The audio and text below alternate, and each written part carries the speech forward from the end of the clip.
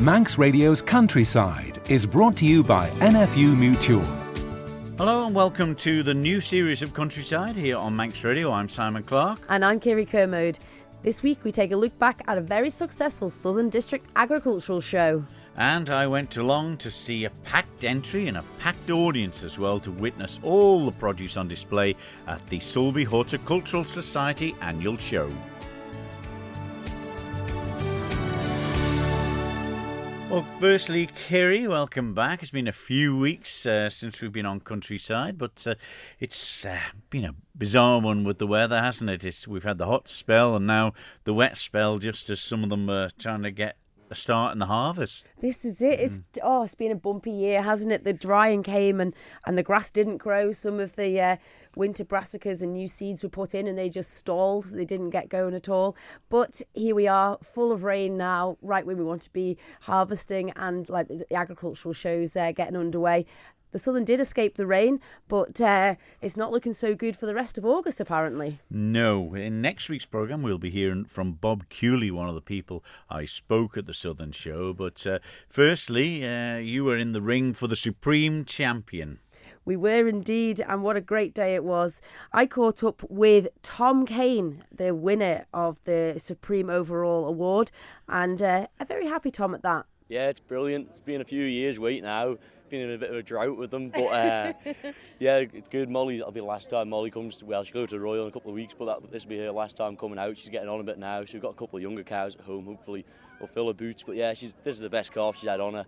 She's backing calf to the same bull, so hopefully get another similar one out of her. And yeah, I'm very happy today. She did look really well out there. The Limousin is the number one British breed. It's really, really popular right around the UK. What got you into it?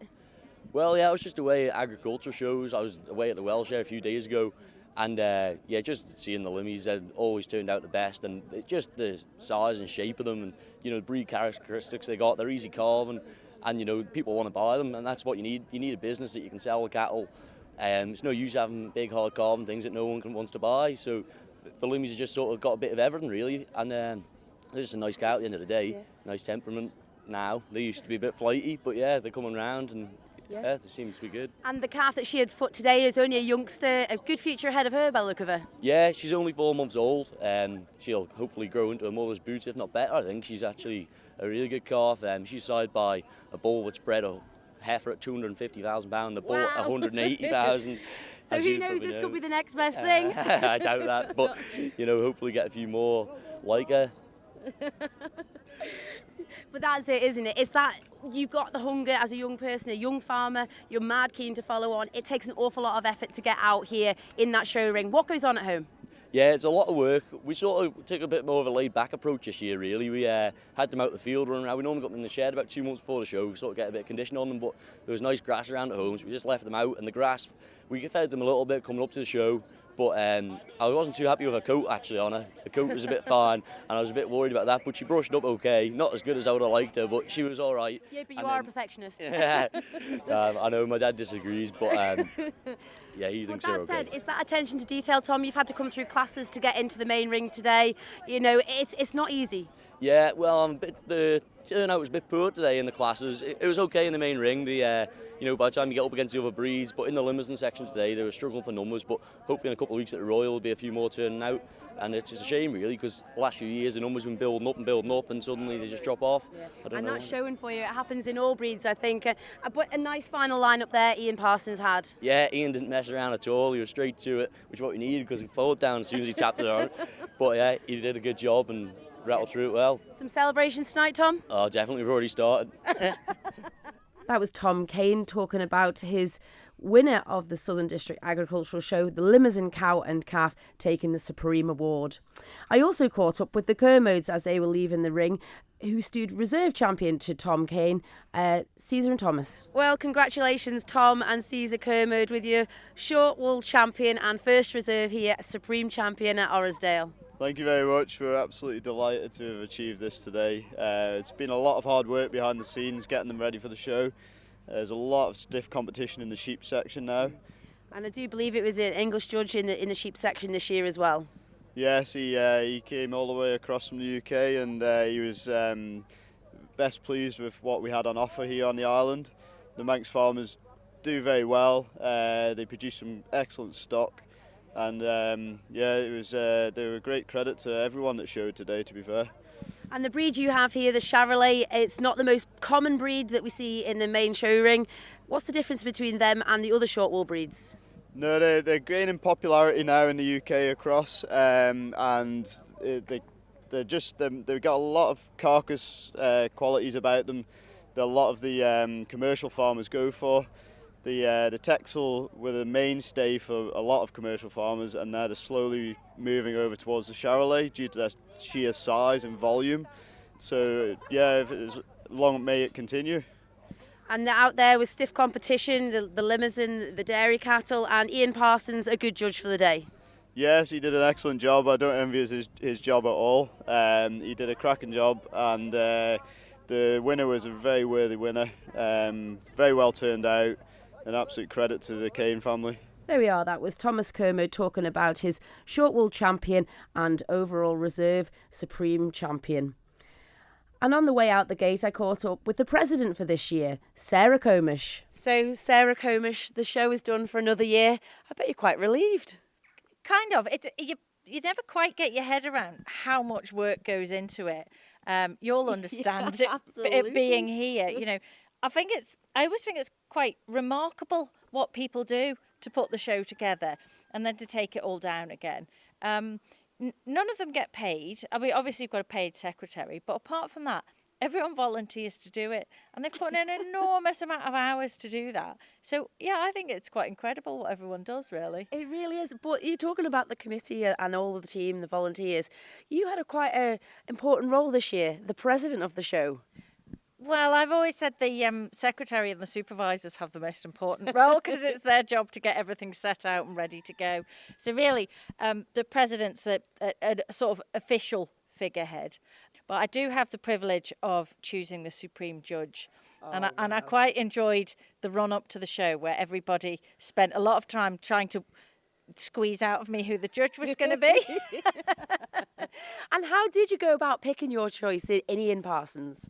Well, I've worked alongside Ian at the union now for, almost a couple of years. And I think we've got quite a good team at the union. But I've also sat with Ian and Joe on the grandstand at the shows and listened to him talk about the stock. And I thought, I think he'd be a really good judge if he'd do it. So, you know, I knew he knew what to look for. Yeah, absolutely. Yeah. And it was a lovely ring of cattle and sheep and horses by the end of the day. Yeah. I mean, the exhibitor numbers are down a bit, which we're trying to work on getting those increased again if we can. But what was on show was absolutely gorgeous. And I was just glad that it's not me that has to choose them. This is it. And how did you inform him? How did he take the news when you originally asked him to be the judge? I was really pleased because he said he'd be delighted to do it. He thought it would be an honour. And I think it is an honour to be the supreme judge. And it is an honour to be the president as well, you know. And I've really enjoyed this year. I'm a couple of years away from being the secretary of the show. So I do understand how it all goes together. And, you know, our current secretary is doing a fantastic job. And yeah, for me, I've had an absolutely fabulous time this year. And the weather held out really quite well, didn't it, given the amount of rain we've had in recent weeks?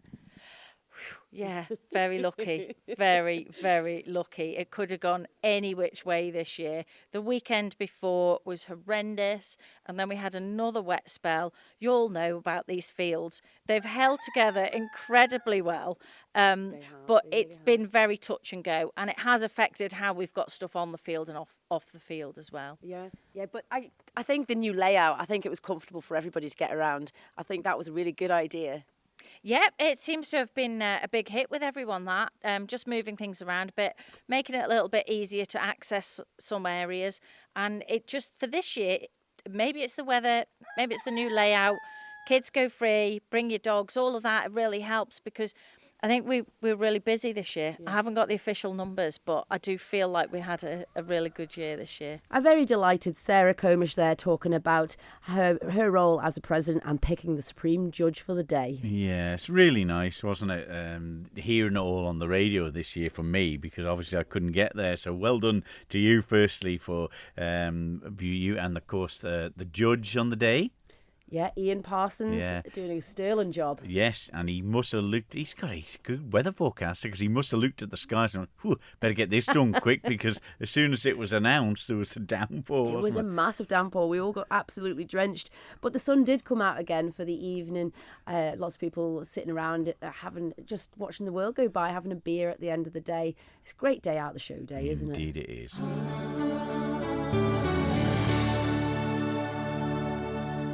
You're listening to Countryside here on Manx Radio with Kirree Kermode and myself, Simon Clark.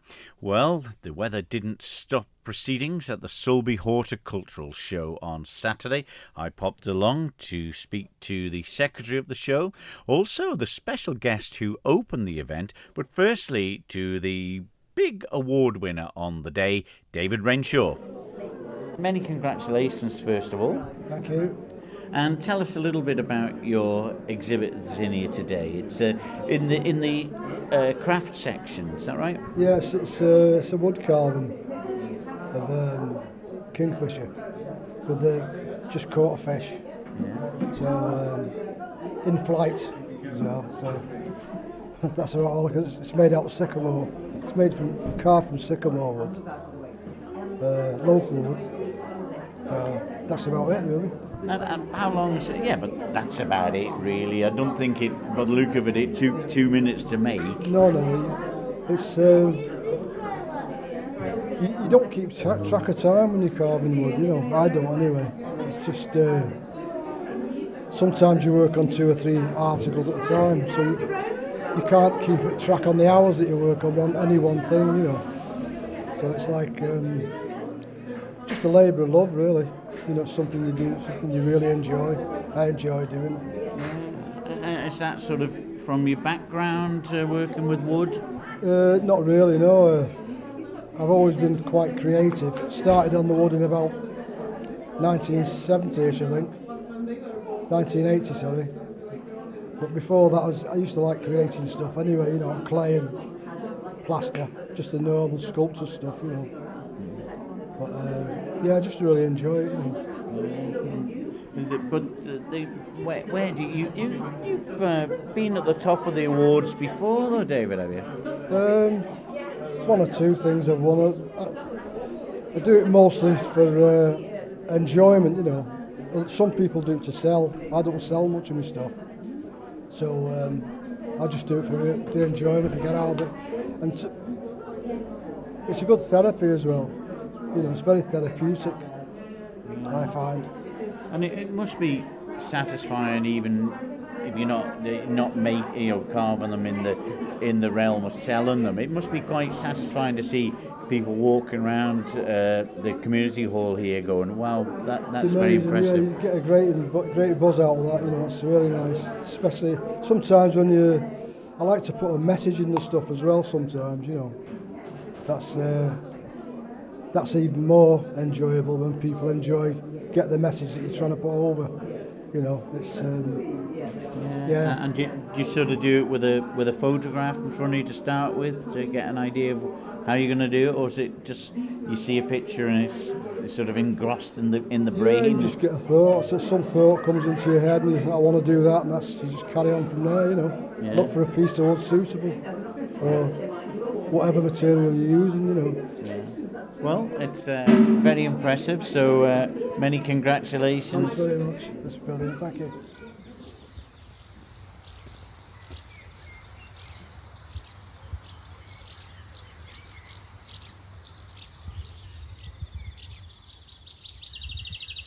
Well, let's get a chat with one of the important guests, it is. Yeah, I'm Leroy Bonnicom, Head of Prison and Probation, and you know, it's great to be invited here today on the 75th anniversary of the Sulby Horticultural Show. So yeah, the honour of cutting the ribbon and opening it. Yeah, no, it was a great event, and considering the weather, it was lovely to see a good attendance, good turnout, and people braved the torrid rain that we're having today. But equally so, I think 960 entries, which was really good to see, and the effort that the community coming together have made. And given the weather we've had with the rain and everything else, they've still produced some very good entries in terms of vegetables, flowers, and everything else. It's, And the interesting one is that I think, well, the prison governor and here opening the event. But when you walk around there and see a lot of the vegetables and the different things on display, the Alaman prison have done pretty well. Yeah, well, you know, we do have our whole horticultural garden, which, you know, we have a couple of the prisoners that work in there, you know, all the time producing produce, you know, for the prison, the food bank, and other, and you know, staff buy some of the produce as well, and it's, you know, it's to a very good standard. So you know, we're proud to enter and show what we can do, and there is some benefits from, you know, prisoners, you know, being in prison and learning a trade as such as horticulture, which they can obviously convert those skills back in the community once they're back out there. And it's helping therapeutically, I imagine, as well, satisfaction-wise, and also helping with them, I suppose, eating healthy at the prison. Is that right as well? Yes, because, you know, food is a key thing in any prison, you know, the standard of food. And we'd like to think that it's at a very good, high standard in terms of some of the food we produce. But equally so with the horticulture garden, you know, we produce fresh soup that's made on a daily basis, and all that produce it comes from our horticulture garden. But in terms of, you know, reaping the benefits, it's, you know, prisoners, and I certainly know from my experience when, you know, I work with young offenders, you know, you can see the glee in their faces when they can see they've grown something, which is, you know, some of them have never done anything like that. So there is some satisfaction in terms of the therapeutic aspect that you talk about. When you walk around here as well, you see that project, you see the photographs, the craft, the art, and you spoke about some of the younger ones, and such young ages are involved in this, plus men cooking, there's all sorts. Yeah, I mean, you see the different standards, and all people's walks of life to put interest in, so it's good to see. But, you know, it's a community coming together, yeah. But as you say, you know, some of the cooking from some of the men have won prizes as well, so there's hope for us yet. Yeah. Cake in next year? Well, I'll give it a go, yeah. You know what I mean? I certainly, you know, coming from a Jamaican background, it is one of the things growing up, you know, you have to take your turn in cooking, you know, the meal as well, you know, when everybody else is out at work. So, yeah, you know, I might give it a go myself next year and put an entry in too.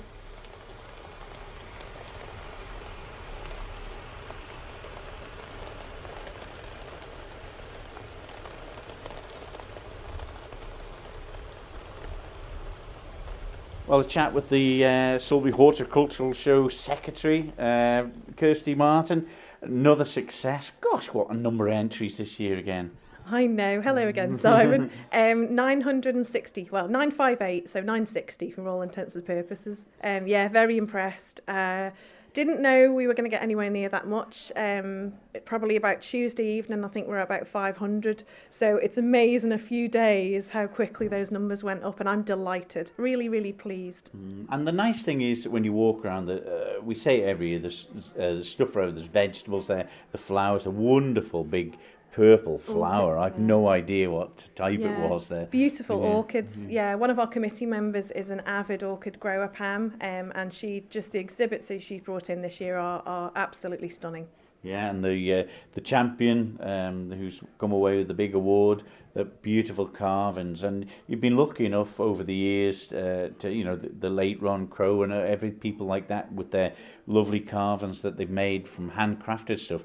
Just the love of doing something for the public to enjoy, isn't it? It is a real pleasure when you see some of the entries that people, I mean, I grow veg, I grow fruit, so I know how much care and attention goes into those kind of things, but to see a craft person do something like that must have taken hours, weeks, to all that time and detail. I mean, Mr. Renshaw's exhibit, single piece of wood, a kingfisher, there was a fish in its mouth, you could see the movement of the water in the wood carving itself, amazing, from one piece of wood, and rightly deserved. Rightly deserved. It was a cracking exhibit. But you cater for all sorts. Mentioned about the men cooking, the women cooking, the flowers. There's always something for the juniors to strive to as well. There is. We do try to mix it up each year. So last year we had the decorated welly, which was very well received. So we changed that this year, not to rest on our laurels. So we'd had some decorated eggs this year for a change. Plus, we weren't sure what the weather was going to be like, so it was a bit of a good lucky call because of the rain today. Lots of wellies are kind of going to be in use today on a rainy day. So I'm kind of glad we went with decorated eggs. Yeah, and the junior winner of the awards? So Best in Show for juniors this year went to a gentleman called Drew Hill. Now he can't be here at the show today himself, so he had a fabulous miniature garden, which was really creative and ingenious and really great, all planted up with living plants. So we'd really taken a lot of care and detail into it.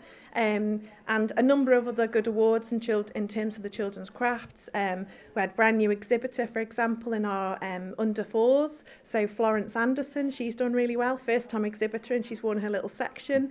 Kenzie Phillips, she's got the Raymond Cayley Memorial Prize for her entry in the decorated egg. She did a little golden snitch from Harry Potter. So we've got a little bit of everything for everyone. Yeah, and when you walk around, the nice thing as well, finally, is that it's not the same names on everything. You know, each area has got very different names in the first, second, or just even, being recognised. It is really good, Simon. We do try to tailor ourselves as the friendly show, the come and have a go. So many people are frightened or nervous or just unsure what to do in a show. And we really work hard at that, from the point of an email coming into me till we bring them into the exhibits on the Friday evening, the Saturday morning. We give them a dedicated member of the committee to show them how to display their item. So we are very respectful of a traditional village show, but we want people to have a go. So being frightened, there's no point in that being that way here at Sulby. We'll help you. Yes, and you get that beautiful community feeling when you walk around, aren't they? People are looking at all the exhibits that's on show, but then they're stuck in the way because they're yapping with each other because they know everyone, which is nice. It is really good. And do you know what? If people don't see each other until they see each other at the Sulby show, then my job's a good one. I'm happy with that.